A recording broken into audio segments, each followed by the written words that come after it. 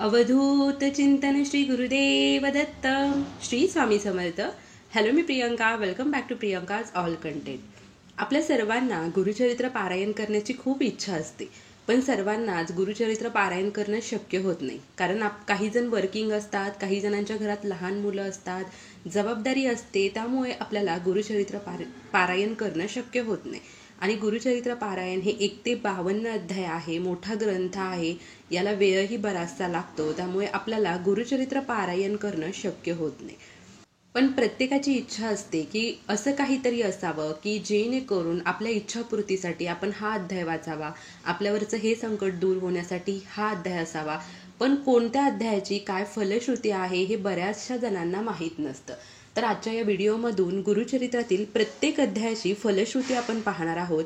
यामुळे तुम्हाला गुरुचरित्र पारायण करणं सोपं जाईल. म्हणजे तुमची एखादी इच्छा असेल, ती पूर्ण करण्यासाठी तुम्ही कुठला अध्याय वाचावा, तुमची एखादी अडचण असेल, त्या अडचणीतून मार्ग मिळवण्यासाठी, ती अडचण दूर करण्यासाठी तुम्ही कुठला अध्याय वाचावा, हे मी आज तुम्हाला सांगणार आहे. म्हणजे तुम्ही तुमच्या इच्छेनुसार, तुमच्या अडचणीनुसार तो अध्याय फक्त पठन केला तरी सुद्धा तुम्हाला त्याचे अनुभव आल्याशिवाय राहणार नाही. तत्पूर्वी तुम्ही चॅनलवरती नवीन असाल तर चॅनलला जरूर सबस्क्राईब करा. कमेंटमध्ये श्री गुरुदेव दत्त जरूर लिहा. गुरुचरित्र पहिला अध्याय. नित्य गुरुचिंतनाने संपूर्ण जीवन मंगलमय होते. अध्याय दुसरा. कलिबाधा व सर्व रोगबाधा नाहीशी होतात. अध्याय तिसरा. गुरुकोपाचे क्षमन होते व व्रताची पूर्तता होते. अध्याय चौथा. स्त्री छलनाचा दोष जातो व स्वहिताचे रक्षण होते. अध्याय पाचवा. शारीरिक व्यंगे नष्ट होतात, ज्ञानाची प्राप्ती होते. अध्याय सहावा. दैवी कोप दूर होतो व विद्याप्राप्ती होते. अध्याय सातवा. पंचमहापापादी सर्व पातके नाहीशी होतात. अध्याय आठवा. बुद्धिमांद्य नाहीशे होतात, विवाह कार्य सुलभ होते. अध्याय नववा. सर्व शुभ कामना गुरुकृपेने पूर्ण होतात. अध्याय 10वा. नवस फळाला येतात, चोरीचा आळ दूर होतो. अध्याय 11वा. वांचदोष तसेच वेड नाहीसे होते.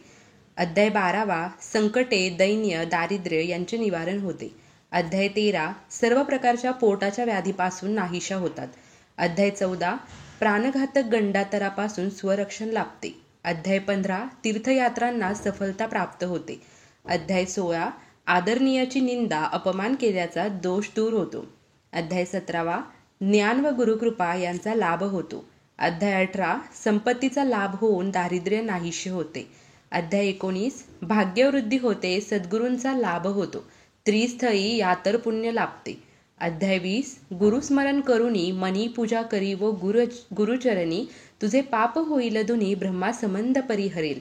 अध्याय 21वा. मृत्यू भयापासून मुक्तता. अध्याय 22वा. वांझपण दूर होते, बाळंतिणीला चांगले दूध येते. अध्याय 23वा. पिशाच्य बाधा नष्ट होते. अध्याय 24. भ्रम व वैचारिक गोंधळ दूर होऊन मनशांती लाभते. अध्याय 25. अपात्र लोकांचा संपर्कामध्ये दुष्परिणाम टळतात. अध्याय 26. शत्रू निशभ्रम होऊन शरण होतात. अध्याय 27. गर्व नष्ट होऊन चित्त शुद्ध होते, विद्वानांचा छळ दोषांची निवृत्ती. अध्याय 28. वाईट कर्माचे दोष दूर होतात, सप्तत सापडतो. अध्याय 29. स्त्री छलदोष, वासना दोष दूर होऊन पावित्र्य लाभते. अध्याय 30. कुमारिकांना इच्छित पतीची प्राप्ती होते, सौभाग्य वृद्धी होते. अध्याय 31. पतीवर येणारे विघ्न टळतात. अध्याय 32. वैधव्याचे दुःख टळते अथवा सुसह्य होते. अध्याय 33. वचनभंग व व्यभिचार दोष दूर होऊन सद्गती लाभते. अध्याय 34. प्राणसंकटाचे निवारण होऊन आयुष्य वृद्धी होते. अध्याय 35. हरवलेले, नष्ट झालेले पुन्हा प्राप्त होते, तुटलेले संबंध जुळतात. अध्याय 36. चुकीच्या समजुती जाऊन अंतकरण शुद्ध होते. अध्याय 37. मूढ बुद्धी नष्ट होऊन योग्य ज्ञान व ब्रह्मप्राप्ती होते. अध्याय 38. निंदा करणारे शरण येतात, अन्नपूर्णा नित्य प्रसन्न राहते. अध्याय 39. सद्गुरु प्राप्तीची प्राप्ती होते, योग्य मार्ग सापडतो. अध्याय 40. कुष्ठरोग नाहीसा होऊन शरीर निकोप होते. अध्याय 41. सद्गुरूंची प्राप्ती होऊन योग्य मार्ग सापडतो. अध्याय 42. विद्या व फलाची प्राप्ती होऊन कर्तबगारीला यश येते. अध्याय 43. गर्व व क्रोध नाहीसा होऊन ऐश्वर्याची प्राप्ती होते. अध्याय 44. मनातील भ्रम दूर होऊन योग्य मार्ग लाभतो. अध्याय 45. कुष्ठरोग नाहीसा होतो, गुरुनिष्ठ सफल होते, बुद्धी वाढते. अध्याय 46 चिंतांची स्थिरता लाभते, ज्ञानाची प्राप्ती होते. अध्याय 47 पक्षपाताचा दोष नाहीसा होऊन समत्व बुद्धी प्राप्त होते.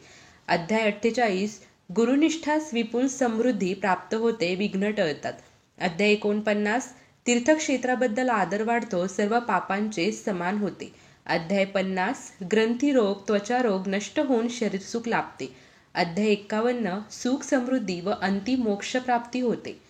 अध्याय 52 श्रद्धेला चांगली फळे मिळतात व संपूर्ण ग्रंथ वाचनाचे फळ मिळते. अर्थातच आपण संसारिक माणसं आहोत, तर आपल्याला प्रत्येकाला काही ना काही अडचण आपल्या आयुष्यामध्ये असते. तर या अडचणींवर मात करण्यासाठी, या अडचणीतून मार्ग मिळवण्यासाठी किंवा आपल्या एखाद्या इच्छेसाठी तुम्ही यातील तुमच्या अडचणीनुसार तो अध्याय पठन करू शकता किंवा श्रवण करू शकता. फक्त श्रवण करताना तुमचं पूर्ण लक्ष त्या अध्यायाकडे असायला हवं.